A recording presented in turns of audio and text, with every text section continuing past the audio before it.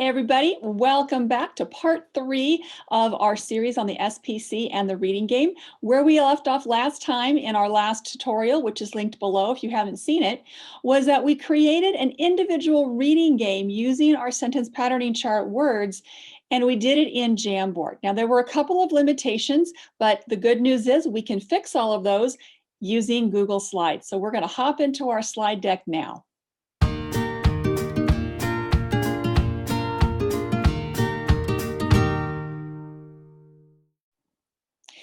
So here we have our slide deck with our 4 slides that we have already been working with. Now, the good news is that here in Google Slides, you can use these to create a background that's not going to slide around. Now, right now, we have the template that we created that's going to move. So how do we get these as a background? So we need to download them first as a PNG. And I'm going to show you how to do that, but let's use our here, there template as the guide so that it's easy to see the quality of the slides. So if I go up to File and Download, I want the highest quality image as possible. So I'm going to download it as a PNG.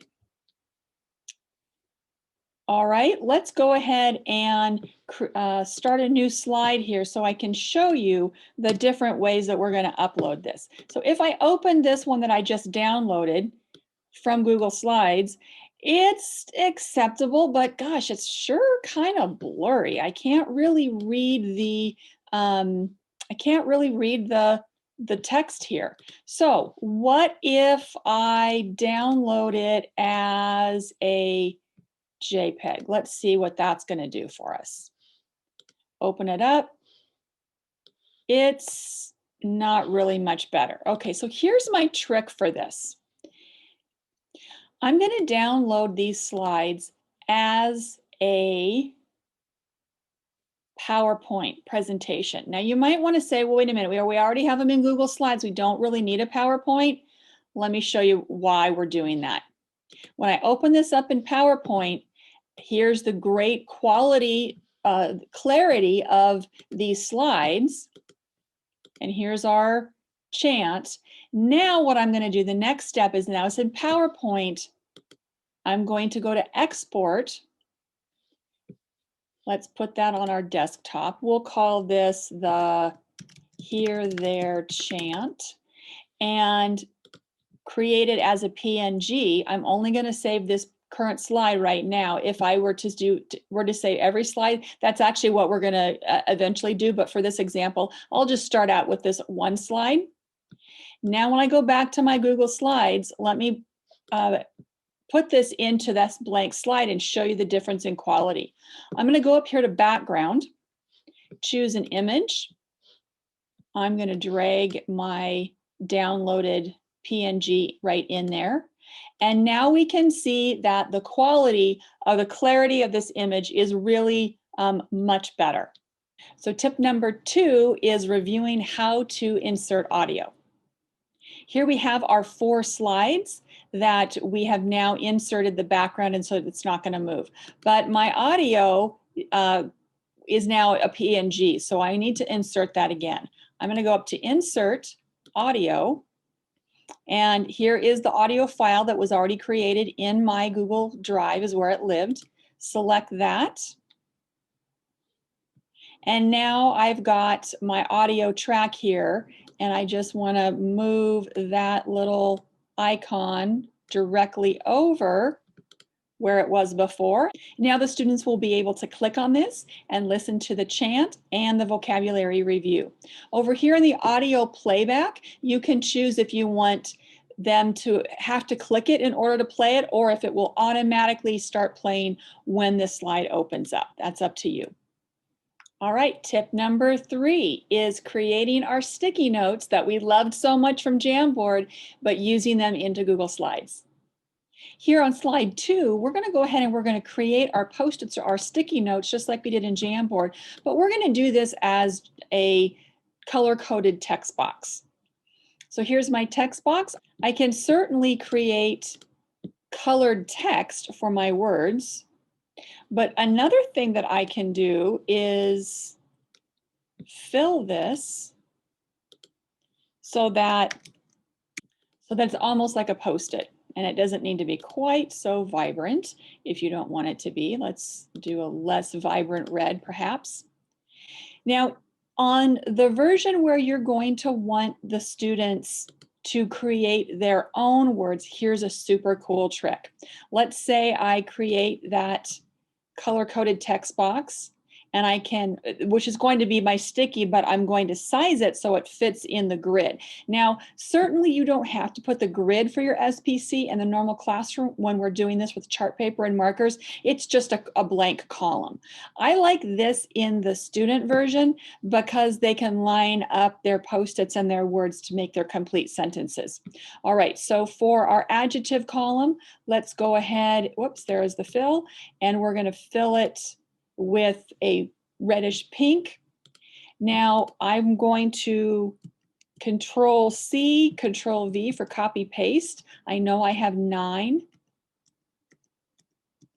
Post-its for this particular column. So I've made 9 Post-it notes. Watch this cool trick. I'm going to select them all. Let's go up to Arrange, and we're going to align them into the center. So now they're stacked. If I do it one more time, Arrange, Align, Middle, now I can put my stack of Post-its up there, and the kids will be able to move them, get a new Post-it or new sticky, and then, whoops, oh my goodness, write their own words on them. All right, so we're going to have, actually, let me put one over here, make it green. 1, 2, 3, 4, 5, 6, 7, 8, 9.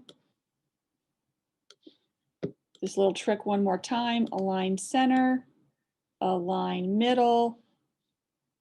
Whoops. Now I have my verbs. So that's how the students are going to be able to create their own sentences using their color-coded Post-its. And our last tip is how to put this as a team task activity. Let's say I wanted to assign it to a team rather than have it be an individual activity, or do it in teams first and then gradually release it to be an individual reading game. So how do I assign this to teams? Well, let's go to our Google Classroom and I'll show you. So here we are in our Google Classroom, and here's the reading game activity that we created just a while ago in Jamboard. But I'm going to create a new assignment to show you how to do this with your Google Slides. We're going to call this the team reading game. And then I'm going to add the instructions similar to how I did it last time. Let's link our activity here. We're calling this the team reading game. Insert that. So now we want to select the students that are going to be doing this activity. Over here in the student selector pane, usually we have all students doing an assignment. But if I click on this and deselect all students, you of course would have more than 2 people in your class. You're going to have all of your students selected. So if Sarah and myself were in a team with 2 other people, this teacher would be assigning it to 4 of us. Now because we only have a limited number of students in our list, I'm going to assign it to 1 student. Of course, you're going to have 4 and assign. Let's say the blue team or the green team is now going to get this. I'm going to come up here back to create, and I'm going to reuse the same post, reuse the same assignment. Here's the team reading game. Now I can come up here to my student selector, and Sarah is the captain of the blue team, and then the other students would then be checked. Click assign.